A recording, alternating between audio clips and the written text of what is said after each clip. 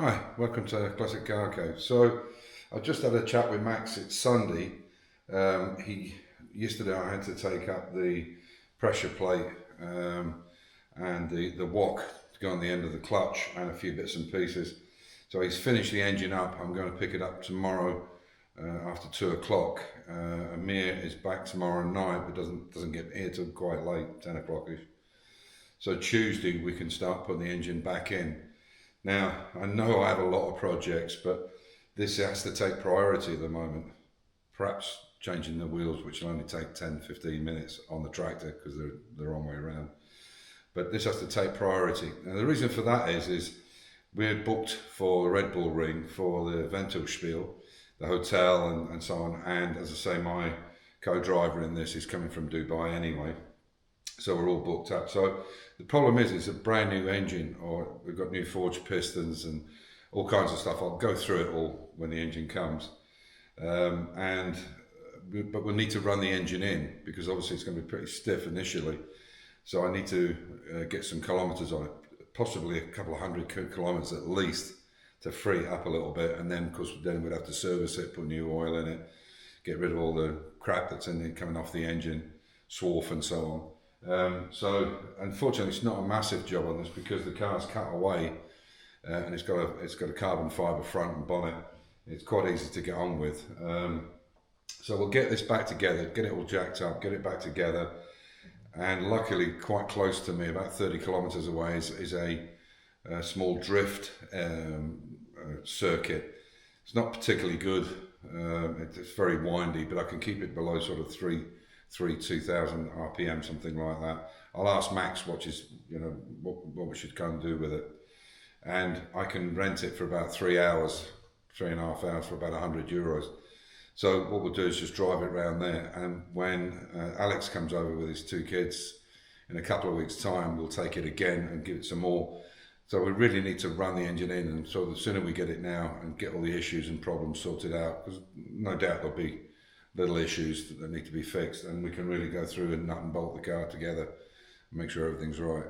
So as I said, this week, so I'll do, as we're putting it in, I'll do videos this week, and on Sunday next week I will put the video up showing it in, hopefully running. I can't see why it shouldn't be. Hopefully running and ready for us to take it to the circuit. Because the car is not road legal, I can't put any kilometres on it unless I'm on a track or a private piece of ground. There's a bit of a downside, but anyway, it needs to be right before Red Bull because we do 4 20-minute runs out there. I think they're 20 minutes each, so we need to make sure it's spot on.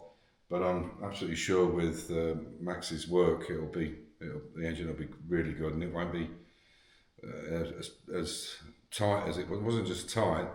Basically what was wrong was the compression ratio was much too high for it, and that's why it burnt the pistons, and it was going through spark plugs like there's no tomorrow. It's now 10.4 to 1. He was aiming for 10.3, so it's a little bit over, but nothing much. But it was over 12.5 to 1, which maybe for a Miglia car, I don't know, but the engine certainly wasn't going to last. And I'll let you know exactly what the problems was when we took the engine apart and the things that were wrong with it. Some major fuck-ups or some major problems with this engine that was built in the UK for me, and very basic problems that should never have happened. But I'll let you know about that when I do the video this week. So I hope you enjoy the rest of it. Take care. So there we are. It's just the last few bits and pieces to go on it now. I'd forgotten the wok and the pressure plate and the oil cooler. So he's getting it all together, and it's 10.4 to 1, and he was looking for about 10.3, so it's pretty much bang on. And yeah, there's that racing flywheel, light and flywheel. But looking good. Hopefully I can pick it up tomorrow and get it all sorted. So this is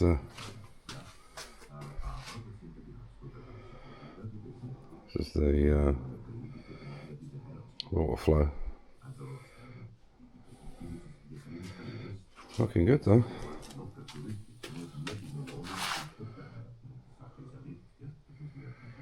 Hopefully get it all sorted and get it in this week. There's that cover for it there. SH Engineering. That vernier. Timing gear.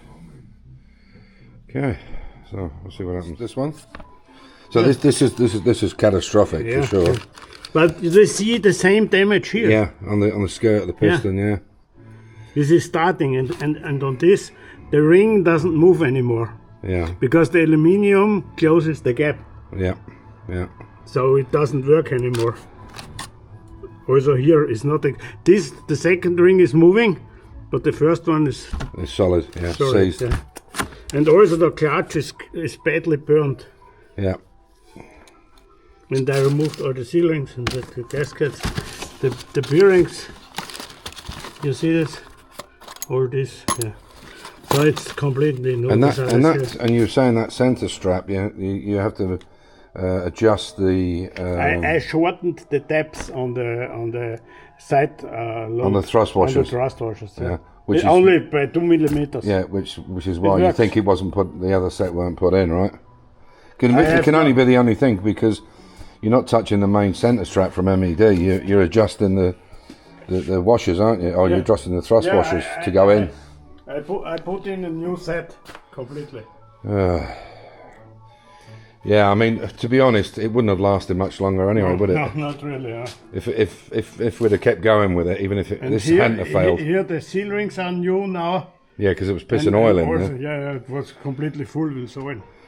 So we shouldn't be going through these plugs because it was too high, the compression, much too high. In my opinion, yes. Too high, yeah. You see it on the combustion. Yeah. It doesn't really I mean, work. we were going through plugs. Therefore, it's really critical to the distributor. You understand? Yeah. Because the ignition and the fuel and the compression ratio, all three together, make a thermal load in the combustion. So but to be honest, with those thrust washers starting to already spin because there was only one side in, you see, yeah. it would have gone. It wouldn't have lasted much longer. Not really, no. Oh. Okay. Here are the old ones. You can have a look here, and you can see it. Normally on the back there are no chafing marks. Yeah, you can see. Because they're not moving. But you see here. Yeah, they've already started to go. Yeah. Surprising they even lasted that long. Yeah, surprisingly, yeah. So what do you have to do on the bottom ones with the lock tabs on them? You have to do what? The lock this tab I shortened a little and then it works. Okay. By 2 millimeters only. Right, but do you think that's? I wonder if that's why. But I wonder if that. I think he just forgot them. I think he forgot them. But anyway, but you can see they weren't going to go. No, and this would have been catastrophic on the crank. The end float would have been terrible. It destroys the crank. Yeah, yeah. You see also the chafing marks here. Yeah. Shit.